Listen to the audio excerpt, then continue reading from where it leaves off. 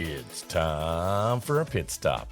Here, we take a brief rest. It's time to refuel, recharge, and explore shorter topics that are meaningful and helpful to us RVers.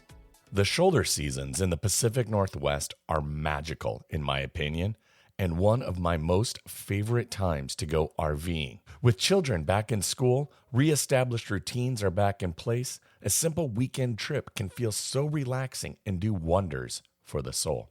I spent a decade away from the Pacific Northwest, starting in my mid-20s, and I didn't return until I was in my 30s. Now that I've been back for over a decade, I've got some additional insight and a different perspective on our climate here on the west side of the Cascade Mountains. The rain, it's not as bad as I really remember it. Yes, there is almost a near constant dampness in the air. Some days it rains hard and other days it's just drizzly. I think I might be a pluviophile, which is a fun, fancy word for a lover of the rain. The gentle pitter-patter on our trailer makes it feel so cozy, and I can dress for the conditions, and the goal is always to be outside, so it's not like I set up camp and then just stay inside the trailer.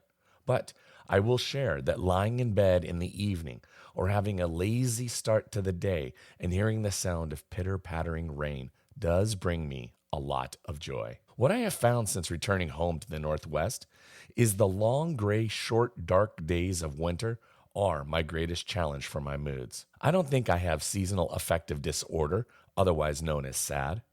A few things help me get through it. During November and December, the shorter days I feel like jive with the holidays and make them more special and warmer. Then, by end of January or early February is when I do find myself wanting the days to get longer. But by March, I realize that on my drive home, it's not dark at 5 o'clock in the evening. And realizing that, my mood almost instantly changes. So what I'm saying is that for me, the most challenging times are January and February, which usually are the 2 months that the RV is winterized and put away. RV camping during the shoulder season has a few great benefits that I'd like to encourage you to think about. As the seasons change and we begin to embrace the equinox, we slow down. We begin to feel like we don't need to go because it is summer. It's as if the seasons are giving us the permission we need to just chill out. The burn bans are over, and we all know that camping is always best with the sounds of a crackling fire, the laughter that surrounds it, and the warmth that it provides. Even the smell is intoxicating. Campgrounds are quieter. They're not as busy, so it's also a good time to visit those super popular state parks or those other campgrounds and sites that you know you want to see. Typically, we like to stay close to our home. Since we're only going for a weekend, we try to find places to stay that are under a 1-hour drive from our home. We've got our family favorites, but I also have a list of other campgrounds that fit my driving radius that I want to check out as well. When preparing for your RV weekend trip during the shoulder season, I've got a few suggestions to help make the trip a fun and enjoyable one. For food, I don't cook nearly as much outside, except that I am starting to get into Dutch oven cooking more, so at least this year I plan to play and experiment more and more with my Dutch ovens. Hot cocoa is great to help keep the kids' spirits high and to help keep them warm. It is camping after all, and I hope that long after I've left this planet, the smell of hot chocolate brings back memories in my children when they are adults of fall, winter, and spring camping trips. We also use our RV oven a lot more and will typically bake those Stouffer family-sized meals. This is a nice and a hot meal, again, to help keep everyone warm and cozy. Now that the kids are back in school, it's time to start thinking about where you are going to go camping for spring break. You may just even be late. But that's okay. Let's hear a word from our pit stop sponsor and friends, Camper Alerts. It's summertime and the great outdoors are calling. But did you forget to book a campsite 9 months ago? Well, don't worry. Say goodbye to sold-out campgrounds with Camper Alerts. With Camper Alerts, you can choose your campground, select your site type, and set a personalized alert. And when a site becomes available, they will notify you. It's that simple. Visit camperalerts.com today and start setting your alerts.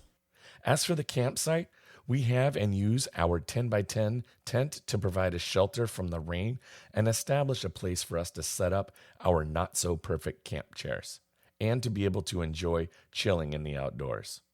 Plus, once again, I go back to the sound of the rain hitting the canopy is music to my ears. I have been considering getting a larger tarp setup so that I can increase the square footage of coverage in the campsite that creates a dry area. I just haven't done that yet. Lastly, after one of our first ever trips in our RV, it was drizzling lightly and I didn't have any rain gear as I was packing up the campsite and preparing the trailer to be on the move. And after that whole process, I was drenched, cold to the bone, and miserable the entire drive home. I just didn't bring enough clothes, and more importantly, I didn't have any rain gear. I went out the very next day and picked up some good quality Carhartt rain slick overalls and a jacket. I can now thoroughly enjoy the campsite and be outdoors all day, and I stay warm and dry. Lastly, the obvious is to pack extra clothes for every family member so that if they do get wet, they can take a nice warm shower in your RV and then put on some dry clothes. I have found that success on these trips really is about managing warmth and ensuring that everyone feels warm and cozy. Additionally, I've got a few extra tips and considerations for your RV itself. Last spring, I towed our trailer up to the F-lot at Stevens Pass for a ski-in, ski-out weekend near the end of the ski season. If you want to hear all about that particular weekend, you can go back and listen to episode 58.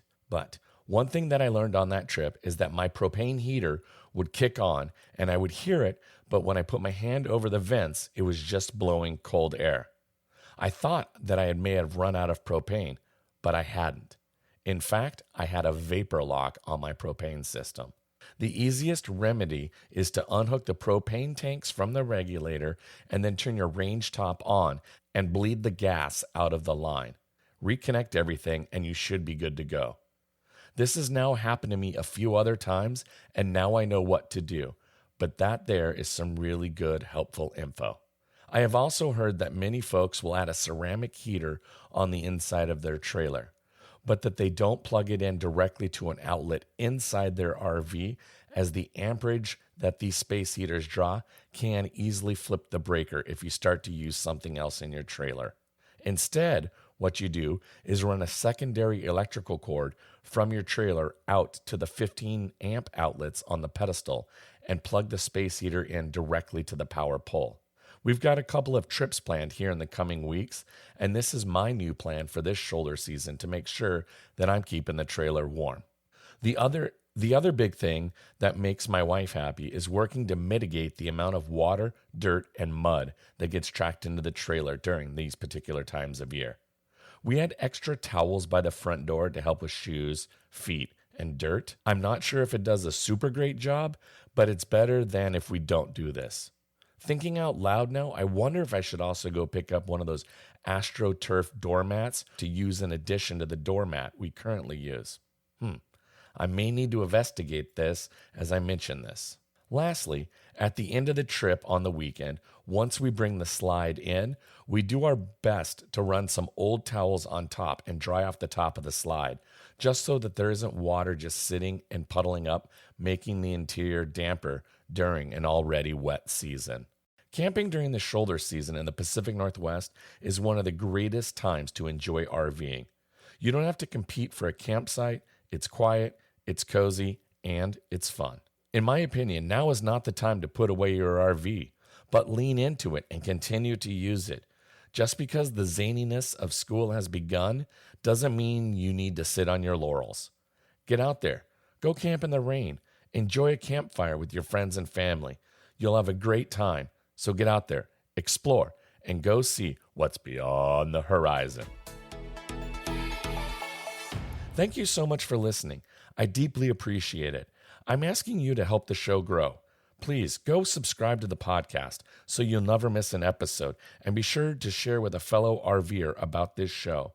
Bonus if you leave RV Out West a rating and a review on Apple Podcasts. Thanks so much for listening to RV Out West. Join us again in 2 weeks with our next episode. Please like and subscribe to our podcast on iTunes or wherever you choose to get your podcasts so you never miss an episode. And I sure would appreciate if you left a rating or a review of the show. Special thanks to Scott Holmes Music for providing the intro song, We Are One. RV Out West can be found on Instagram and Facebook, where you can interact with us and follow along on our RV adventures around the Pacific Northwest. So get out there, explore, and go see what's beyond the horizon.